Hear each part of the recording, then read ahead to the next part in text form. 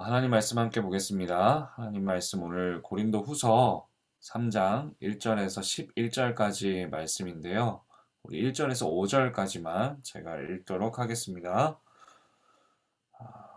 우리가 다시 자천하기를 시작하겠느냐? 우리가 어찌 어떤 사람처럼 추천서를 너희에게 붙이거나 혹은 너희에게 받거나 할 필요가 있느냐?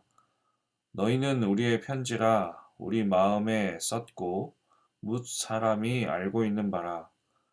너희는 우리로 말미암아 나타난 그리스도의 편지니 이는 먹으로 쓴 것이 아니요 오직 살아계신 하나님의 영으로 쓴 것이며 또 돌판에 쓴 것이 아니요 오직 육의 마음판에 쓴 것이라.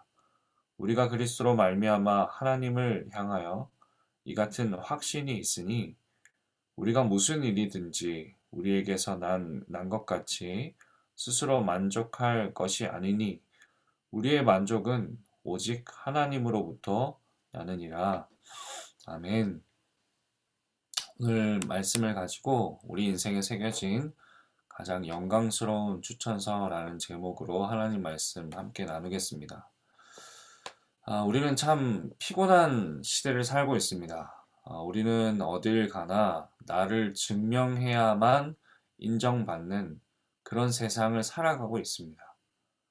취업할 때는 이력서로, 직장에서는 성과로, 심지어 명절에도 이 가족을 만나면 내가 얼마나 잘 살고 있는지를 은근히 증명해야만 합니다. 이런 자기 증명의 압박은 우리를 늘 숨가쁘게 만듭니다. 오늘 본문의 바울도 비슷한 상황에 처해 있었습니다. 바울이 세운 고린도 교회에 나중에 들어온 이 거짓 사도들이 바울을 공격했습니다. 바울에게 유명한 사람의 추천서가 있느냐? 그는 자격이 없다라고 비난한 것입니다. 이때 바울이 내놓은 대답이 오늘 본문의 이야기입니다. 오늘 본문의 말씀은 우리가 오늘날 각자의 현장에서 치열하게 살아가면서 우리가 누구이며 무엇을 위해 달려가야 하는지 그 본질적인 부르심을 깨닫게 합니다. 바울은 먼저 당당하게 묻습니다. 1절을 보면 우리가 다시 자천하기를 시작하겠느냐? 우리가 다른 사람처럼 추천서를 너희에게 보내거나 받을 필요가 있느냐? 그리고 바울은 이 종이에 먹으로 쓴 추천서 대신에 고린도 성도들의 변화된 삶, 그 자체를 자신의 추천서로 제시합니다. 3절을 보면 너희는 우리로 말미암아 나타난 그리스도의 편지니 이는 먹으로 쓴 것이 아니요 오직 살아계신 하나님의 영으로 쓴 것이며 또 돌판에 쓴 것이 아니요 오직 육의 마음판에 쓴 것이라. 바울이 이야기하는 이 편지는 아주 특별합니다. 첫 번째, 잉크로 쓴 게 아니라 살아계신 하나님의 영으로 쓴 것입니다. 두 번째는 딱딱한 돌판이 아니라 우리의 부드러운 마음판에 성령께서 직접 새기신 것입니다. 그렇다면 세상의 추천서와 그리스도의 편지는 무엇이 다를까요? 이 세상의 추천서는 먹으로 씁니다. 인간의 노력과 의지라는 이 잉크로 쓰기에 시간이 지나면 흐려지고 결국 잊혀집니다. 끊임없이 나를 증명해야 하기에 늘 불안하고 피곤합니다. 하지만 그리스도의 편지는 성령으로 씁니다. 이건 내가 쓰는 게 아닙니다. 주님이 내 삶에 써 내려가시는 은혜의 기록입니다. 그래서 이 편지는 내가 망해도 혹은 내가 약해도 사라지지 않습니다. 오히려 나의 약함 속에 주님의 능력이 더 선명하게 기록되기 때문입니다.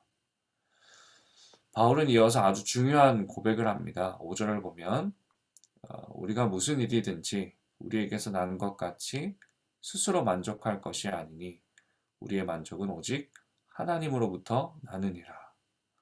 여기서 만족이라는 단어는 자격 혹은 충분함이라는 뜻입니다. 바울은 자신이 사역을 잘해서 혹은 학식이 뛰어나서 이 사도의 자격이 생긴 것이 아니라고 말합니다. 오직 그의 자격은 바울을 새 언약의 일꾼으로 삼아주신 하나님으로부터 난 것이라고 말합니다. 성도 여러분, 세상의 평가는 수시로 바뀌죠. 성과가 좋으면 자격 있는 사람이 되고, 실수를 하면 자격 없는 사람이 됩니다. 하지만 복음은 말합니다. 너는 너를 은혜 가운데 부르신 하나님으로부터 자격을 부여받았다는 것입니다. 우리의 자격은 하나님께 있다는 것입니다. 이 확신이 있는 사람은 세상의 평가에 일희일비하지 않습니다. 실패해도 무너지지 않고 성공해도 교만하지 않습니다. 나의 자격이 늘 변하는 나에게 있는 것이 아니라, 또한 세상의 그 어떤 것에 있는 것이 아니라 늘 변하지 않으시는 그 신실하신 하나님 안에 있기 때문입니다. 그분 안에서 얻는 충분함, 그 자격을 가지고 오늘 내게 맡겨진 일에 더 담대하게 또한 최선을 다할 수 있는 것입니다. 마지막으로 바울은 이 사라질 영광과 영원한 영광을 비교합니다. 과거 모세가 시내산에서 얻은 이 율법 돌판을 받아 내려올 때 그 얼굴에는 광채가 났습니다. 그 영광은 사람들이 똑바로 쳐다보지 못할 정도로 대단했습니다. 하지만 바울은 말합니다. 죄를 지적하게만 했던 그 율법도 모세의 얼굴에 광채가 날 만큼 영광스러웠다면 우리를 실제로 살려내고 하나님 앞에 당당히 세우는 이 복음의 영광은 얼마나 더 찬란하겠느냐는 것입니다. 세상의 영광은 모세의 광채처럼 시간이 지나면 사라집니다. 하지만 성령님이 우리 마음판에 새기신 이 의의 영광은 결코 사라지지 않는 영원한 것이라는 겁니다. 말씀을 마무리하겠습니다. 사랑하는 성도 여러분, 우리는 모두 인생이라는 종이 위에 무언가를 써내려가는 편지로 살아갑니다. 한번 생각해 보십시오. 어떤 아이를 보면 저 아이를 보니 부모님이 참 훌륭하시는구나 라는 생각이 들 때가 있습니다. 그 아이는 부모님의 성품을 세상에 전하는 부모님의 편지인 셈입니다. 또 어떤 사람은 평생을 돈의 편지로 삽니다. 그의 삶을 읽어보면 오직 돈뿐입니다. 또 어떤 사람은 성공의 편지로 살며 끊임없이 자기를 증명하느라 지쳐 있습니다. 성도 여러분, 오늘 하루 내가 얼마나 괜찮은 사람인지 증명하는 것에만 몰두하는 것이 아니라 내 마음판에 성령님이 써내려가시는 그 은혜의 메시지에 귀를 기울여 보십시오. 우리가 그 은혜에 머물 때 세상은 우리라는 편지를 읽고 예수님이 정말 살아계시는구나 라며 주님을 발견하게 될 것입니다. 뿐만 아니라 우리 또한 그 영광에 참여하게 될 것입니다.